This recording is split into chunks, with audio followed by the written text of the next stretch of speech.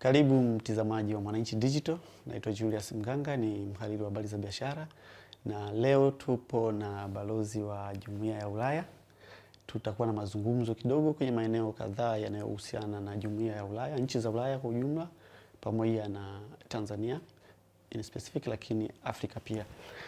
Tunazungumza mambo kadhaa kuhusiana na balozi, lakini tutajikita kwenye bomba la mafuta, ujenzi wa mradi wa bomba la mafuta ambao hivi karibuni bunge la Ulaya lilitoa tamko kwamba mradi usitekelezwe na nini. Balozi atafafanua hapa na mambo mengine yatakayojiri.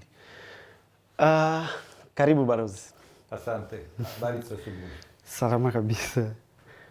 So we have some questions, and as we know, the host governments, Yes. Tanzania and Kenya, and Tanzania and Uganda, as well as the investor, Total Energies, have reached an agreement to implement the project. The European Parliament has their opposed it.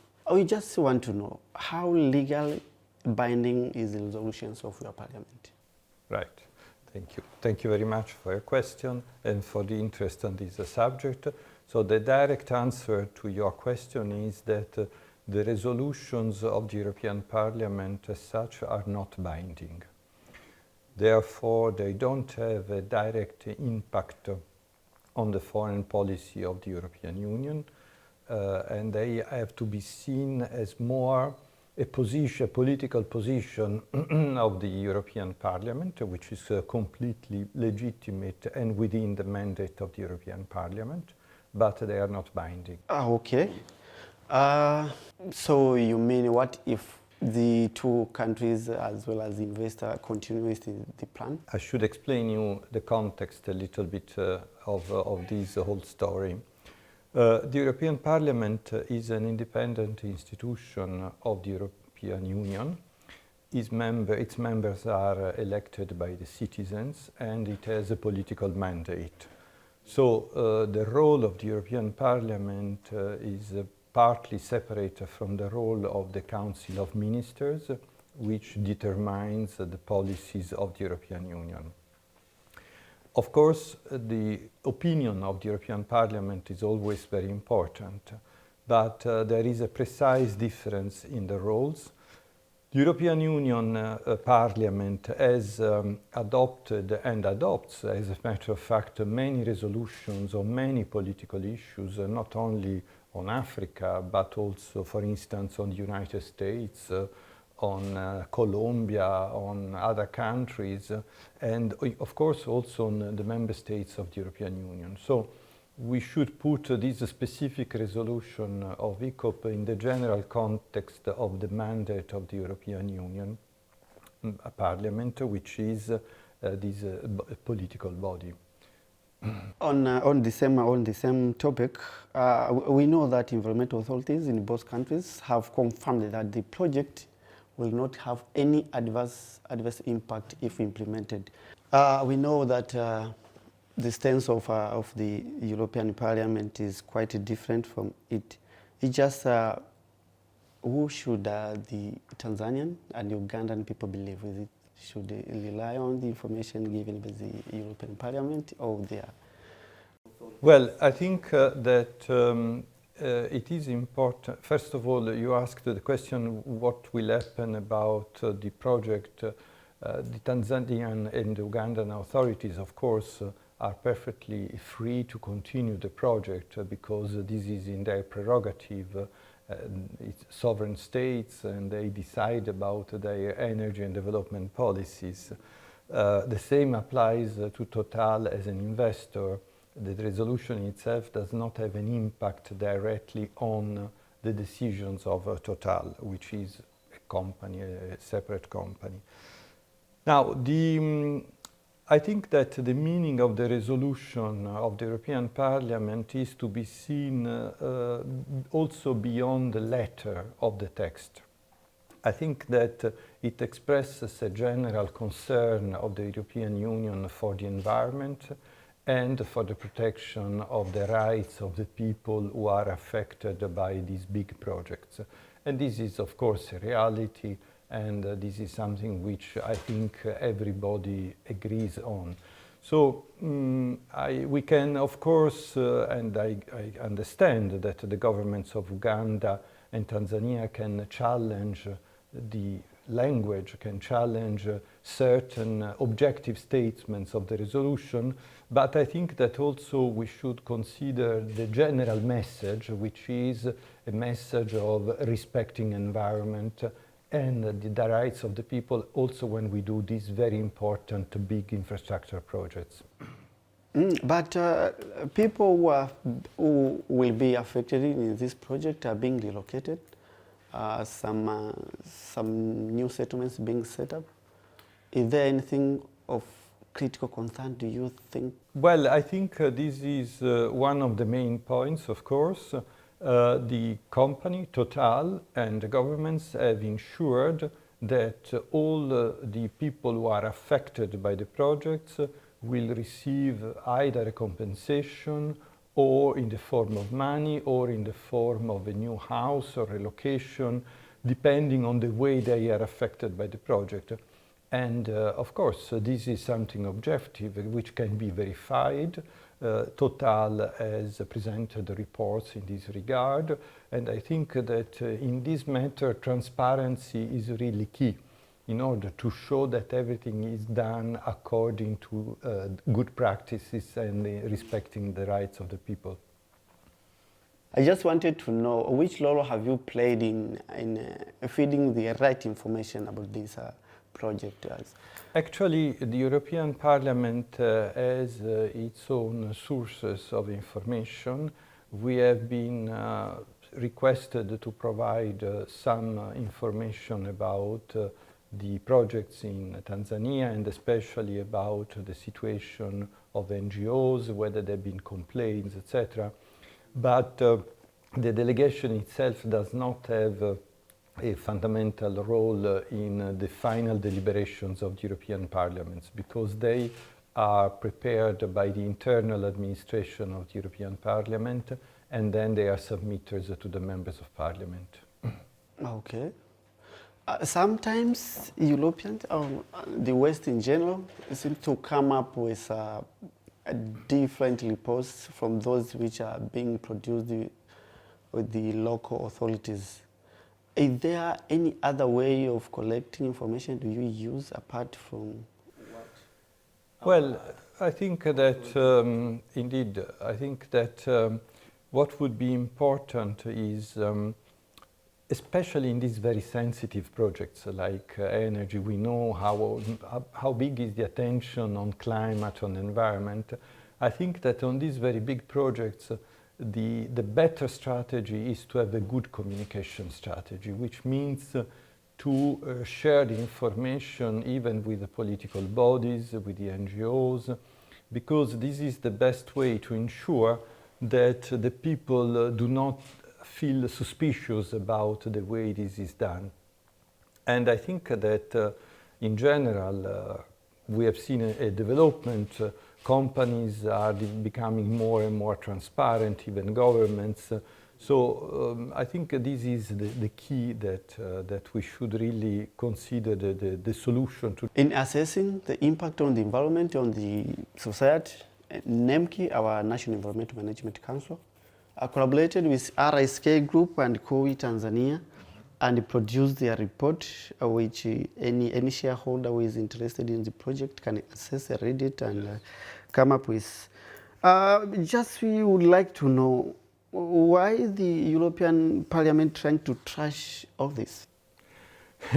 I don't know whether the European Parliament is trying to trash all this, but this is a question that unfortunately I'm not able to reply, simply because I am not in the European Parliament, and I said we tried to feed, we fed some information to when we were requested, but then the European Parliament is using the information they have and they prepare the text. So I think this question would be rightly to be asked to the European Parliament administration.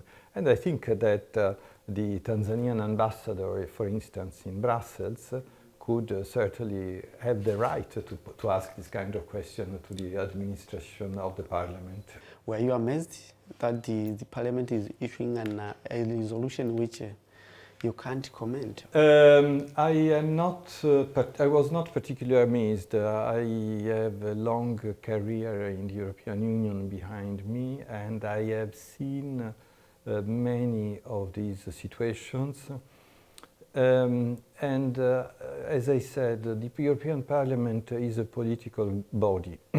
And inside the European Parliament, you have different political trends, different political visions. So these documents are inevitably the result of different political debates, a compromise between different visions. And I think that what is important is to put these kind of resolutions in the general context of the relations between the European Union and Tanzania and Uganda in this case. For instance, if we speak about Tanzania, the relations with the European Union are excellent. The trend is very positive. The President of the Republic in less than 1 year has met 3 times the President of the European Council, Michel. She has been visiting Brussels during the summit of African Union, European Union. The European Union has increased its development cooperation for Tanzania in the last years comparing with the previous period. And we are working hand in hand on many issues, including energy. One of the most important sectors is energy in our cooperation. We have invested around 180 million euro in energy projects here in Tanzania. So you see, there is a very deep relation, a very good relation, and but in these relations there are also political elements which come from time to time. So this is the thing that you should look at the general framework. Energy, of course. I know that some European countries, Austria, Germany, Italy, are going back to coal-powered plants to generate electricity due to the sanctions on Russian natural gas. What's bad for Uganda and Tanzania to construct the EACOP then, for them to sustain the energy need? Look, we are in difficult times. All of us, we are in difficult times. Because on one hand, we have a very precise objective to reduce gas emissions and to improve the protection of the environment, to fight climate change. And this, of course, implies less use of fossil fuels. And this is the policy that we are all adopting in the framework of the Paris Agreement. But then there is also, unfortunately, the reality of our life. And we have the fact that because of this war in Ukraine, the energy situation in Europe has changed. And we are now in a kind of emergency situation in which we need to produce energy to have the economy running, and also very simply to heat the houses of the people because the winter is coming. So I think that in general you are right, it's not very coherent having a resolution on EACOP and then buying coal to burn coal in our... But the fact is that the world is facing a very complicated situation, and there are different actions that we need to undertake. But the final objective is clear, and it has been commonly agreed. It is to reduce gas emissions in order to fight against climate change. And in that, the European Union is, I would say, a champion because of its policies. You previously mentioned the relationship between Tanzania and the European Union. And we know that after the general election, Tanzania's general election in 2020, Tundu Lissu sought refuge in your office and before he flew to Belgium. And 2 years now after that instance, do you think it is safe for him to return back home? Well, first of all, to be very precise, Mr. Tundu Lissu was hosted by the German ambassador, It happens that we have the same offices, but he was in the residence of the German ambassador at that time. Having said that, honestly, it is not for me to say whether it is safe for Mr. Tundu Lissu to come back to Tanzania. What I know, because we have been told by the government and also by the representatives of Chadema, is that there is an ongoing dialogue between the government and Chadema on a number of issues, and among these issues there was also the return of Mr. Lissu Tundu Lissu to Tanzania. And of course we think that these should follow the discussions of the government, and we are going to see how it is going to develop.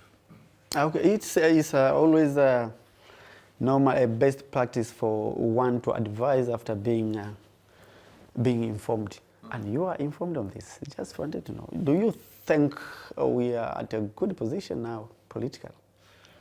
What I can tell you, and this is a general observation of most of the international observers, is that the political climate in Tanzania now seems to be more peaceful, more appeasing, and there is an ongoing dialogue between different political forces, the Tanzania Center for Democracy, NGOs, etc., etc. You know the European Union, you know our values, our principles, and our objectives. Clearly, we hope to see in Tanzania a full democracy, completely peaceful, where people are free to speak and to have their opinions. And I think this is what also the dialogue between the government and the opposition and the NGOs is trying to achieve. And we are just hoping that this will be concluded with the results expected by the people as soon as possible. From Ukraine, we know that immediately after the war broke, the West, your office, asked the African countries to condemn Russia. And, but is it 7 months now? The effects seems to be unbearable, and some of the countries seems to think they can start business with Russia, which the European Union has put some sanctions on it. What advice do you have? But the position of the European Union has not changed. We firmly condemn the aggression of Russia against Ukraine. The first who are affected are Ukrainian peoples. Millions of people have been displaced, have been obliged to flee their country. Thousands of people have died, including children. So our position has not changed, and our behavior and policy actions have not changed. We continue to support Ukraine. We have applied sanctions against certain companies and individuals of Russia, trying to minimize the impact on the ordinary people. And we continue in this line of action. We, of course, hope that peace will happen very soon, and we will be ready to support any peace agreement and to accompany its implementation. But on the issue of coming back to sanctions, and no, I don't think this is in the mood of the European Union at the moment. Especially that we see that Russia is not really doing anything to appease the tension. We have seen what the referendum in the eastern part of the country a few days ago. Certain declarations of President Putin, which certainly do not go in the direction of peace.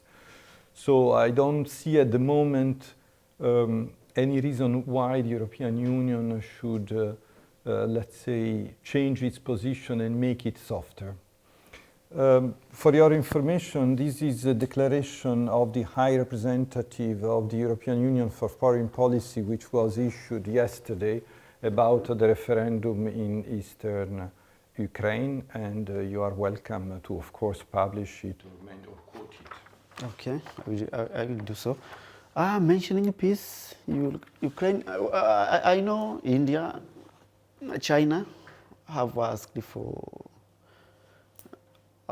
peaceful means to end the war in Ukraine. But we know that the European Union, European countries are backing Ukraine to fight the aggression of Russia. Do you still believe that there is no need for diplomacy? No, absolutely. Diplomacy is always necessary. Absolutely, no. And this is what we really would like to see happening. The point is that you can have a peaceful solution when the two parties want peace and they are ready in an honest way and in good faith to sit around the table and discuss. Unfortunately, we do not see that because we see at the moment, we see one country which has aggressed another country, which is continuing its aggression in all forms, and another country which is defending itself. So, how can we sit at the moment with someone who continues bombing Ukraine and invading a country? So, I think that we must arrive to the point that you mentioned. We must arrive to a diplomatic discussion, a solution, but this thing cannot be started like that. We need some preconditions in order to have it. For instance, a ceasefire, so that would stop the fighting, and then that would be, one could try to reason around a possible peaceful solution. If the Europeans are still supporting Ukraine, I am afraid that there is some observers have a wrong approach to the issue. Ukraine is the victim. Ukraine is the country which is defending itself, and we, European Union, we are helping the victim. So we are not causing the war.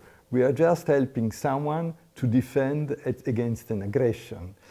If the European Union and the United States and other partners were not helping Ukraine, what would happen is that Russia would have invaded the country, and the violation of international law and of the United Nations Charter would be completed with the victory of Russia. And this is not what we want to see, not only for Ukraine, but also for the principle that this kind of actions in violation of international law and in violation of the UN Charter should not happen today and again in the future.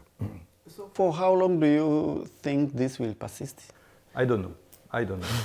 Honestly, I don't know. As long as the parties do not decide that it is time to come to a diplomatic solution.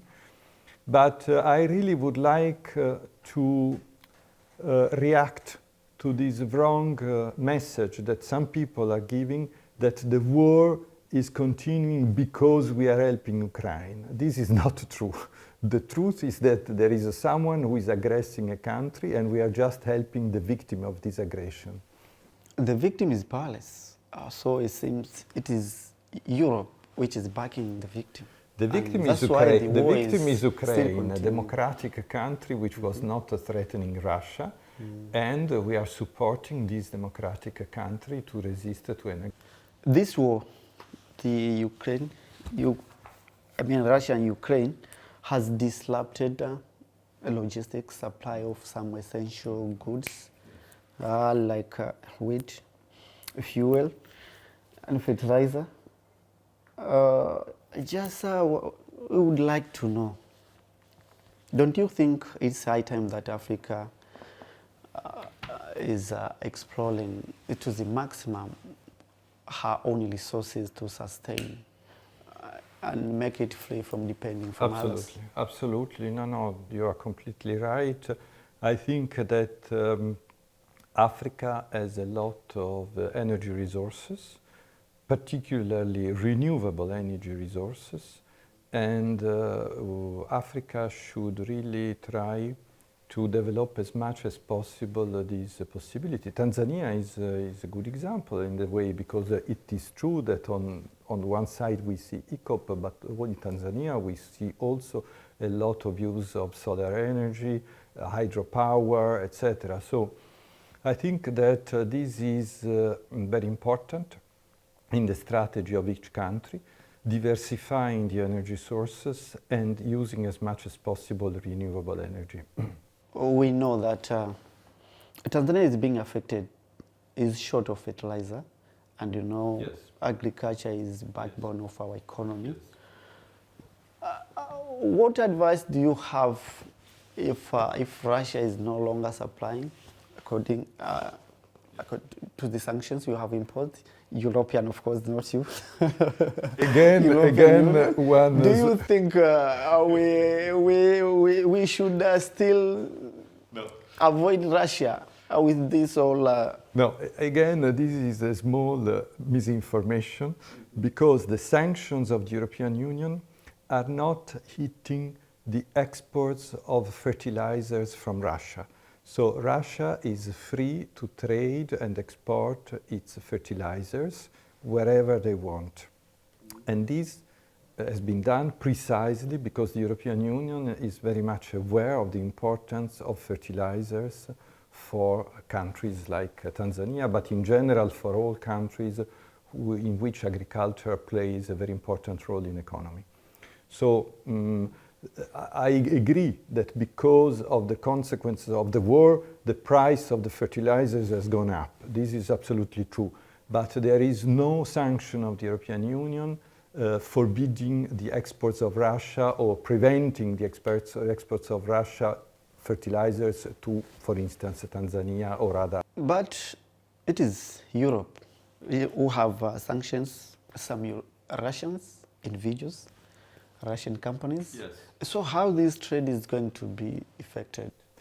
Well, the sanctions of the European Union are targeted towards very precise individuals, companies or banks, and certain kind of products. So they are extremely selective and they are studied precisely to have, on the one hand, the maximum effect on the Russian economy, but on the other hand, trying to minimize the impact on the ordinary people, and also trying to avoid negative consequences for countries like the African countries.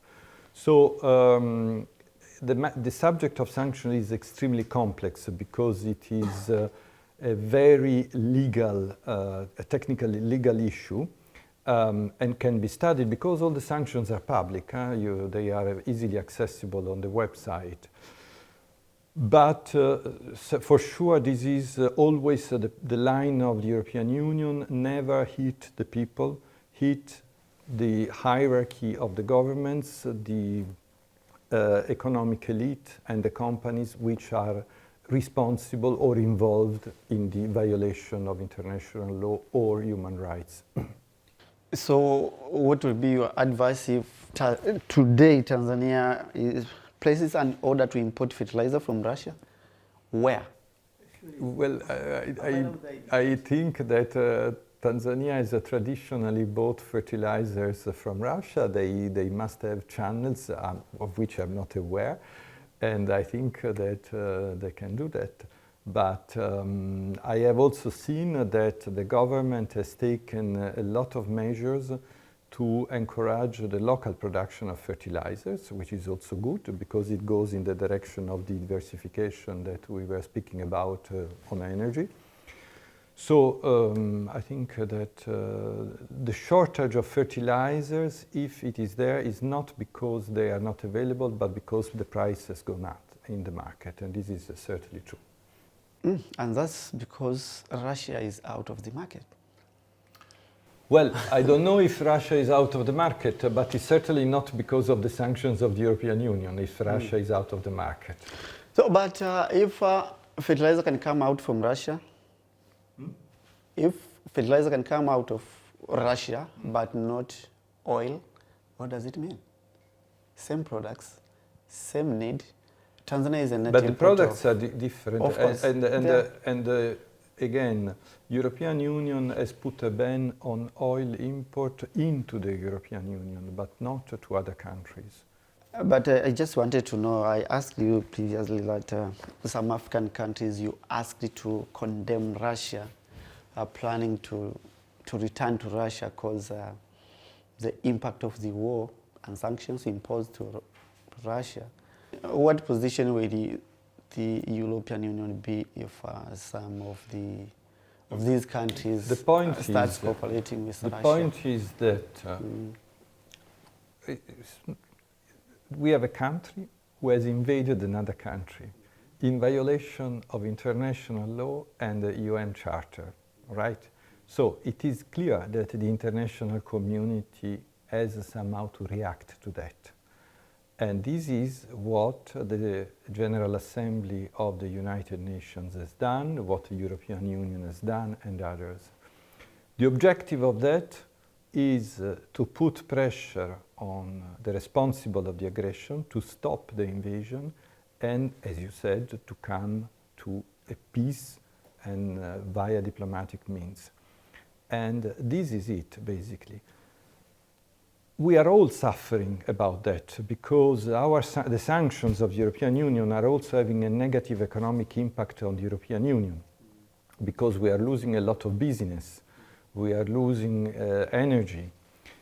But we think that given the circumstances, we could not do anything else. So the international community, which is generally suffering from this war, probably we should send a message to Russia saying, look, what you are doing is creating general turmoil, and this is bad for all of us. I just would like to know, do you think the resolutions passed by the European Parliament will be good or will have any impact on the diplomatic relations between Europe and African countries? No, as I said, the European... Yes, yes. As I said, the European Parliament has a political mandate. They have their objectives which largely coincide with the objectives of the European Union, but as a political body they have certain prerogatives and freedom of expression in their political declarations. But the resolution in this case, as many other resolutions, as I told you, they have adopted resolutions also on the United States, for instance, on Colombia, on Hungary, on Poland, on Algeria, on many, many countries. I have seen many of them. So I think that you should take the general message, but you should not consider that this is a turning point in our relations, not at all. Because this is one element of the much wider and deeper relations between the European Union and Tanzania and Uganda and in general Africa.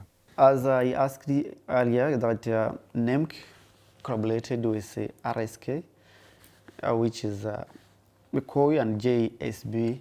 This is a London-based company in assessing the impact on environment and the society. I just want to have your stance on this. If then a European company coming to Tanzania and Uganda, doing the work, giving out the expert opinion, and then the European Parliament comes and trashes it, is it a high time that Africa should rely on their local experts? No, I wouldn't say that. First of all, you know, in a political debate, especially in Europe, it is not unusual to see a parliament attacking a private company or attacking a certain group of interest. So it is rather common that you see this kind of diverging views. And I think that Total has the opportunity to respond to the resolution and to show that everything has been done according to the rules and to the good practices.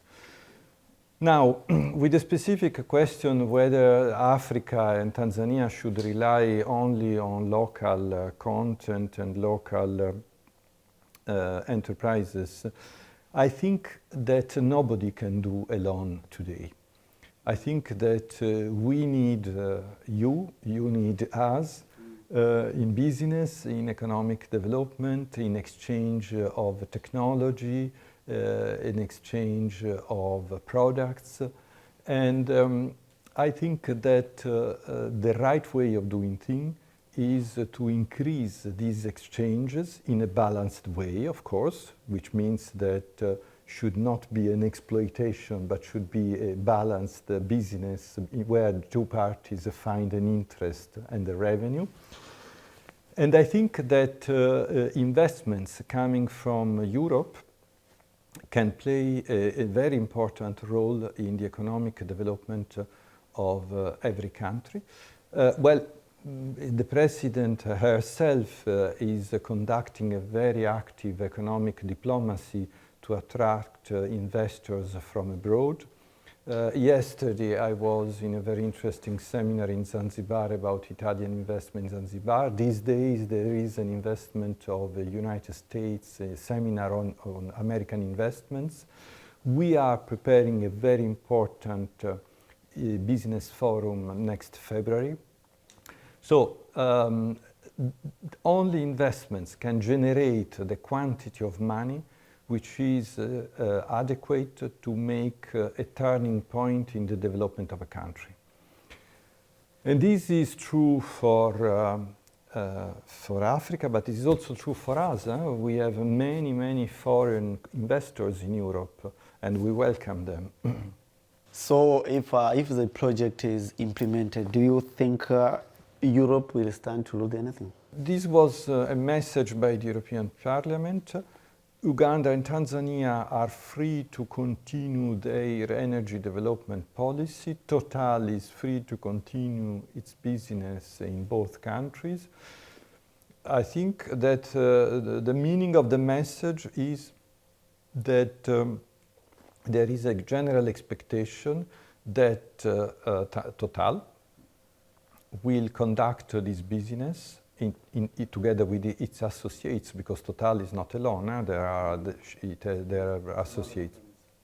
There is also a Chinese company, for instance, that they conduct that in line with the rules on corporate social responsibility, respect for the environment, and so on, which, by the way, is in the interest also of Uganda and Tanzania. So I'm sure that you would not be happy to have a pipeline which is creating environmental problems. So, on your own opinion, what do you say on in comparison, the economic benefits of the project and the impact it may cause to the environment, community in general? Your own views. My own opinion. My own opinion is that, as I said, the world needs energy. So, and we buy oil. When I say we, I mean European Union. We buy oil, we buy gas. It's evident. We still operate nuclear power stations. We are even buying coal at this moment because.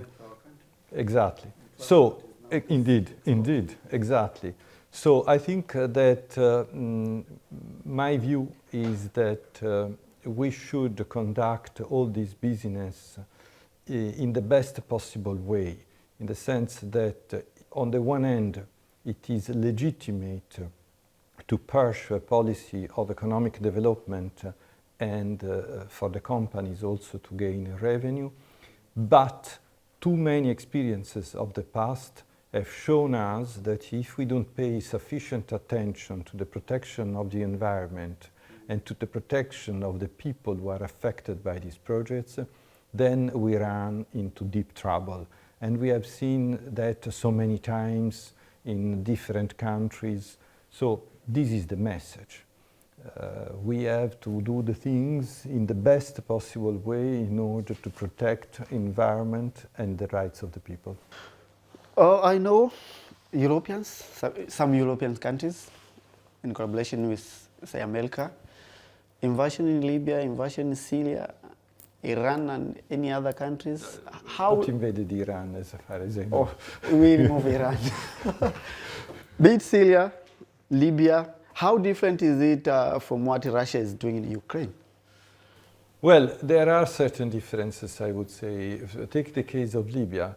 In the case of Libya, we were in a situation in which the government of that country which was an authoritarian government, a dictatorship. On your opinion? Yes, in the opinion of the European Union, I agree, was repressing with a lot of violence the protest of its people. And there was a military intervention to put an end to this repression, which was in the framework of the general revolutions of the Arab countries at that time.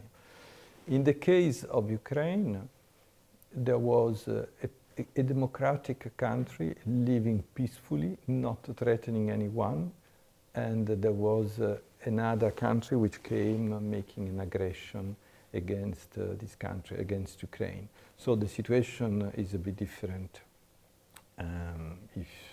from the point of view of Europe. From your opinion, do you think now life is good in Libya? The situation in Libya is certainly unstable. We agree on that the development of facts has not brought peace and stability to the country, not yet, despite many efforts, yes. So it could have been much more better if the authoritarian regime could still be there than what decision you made on behalf of the Libyans.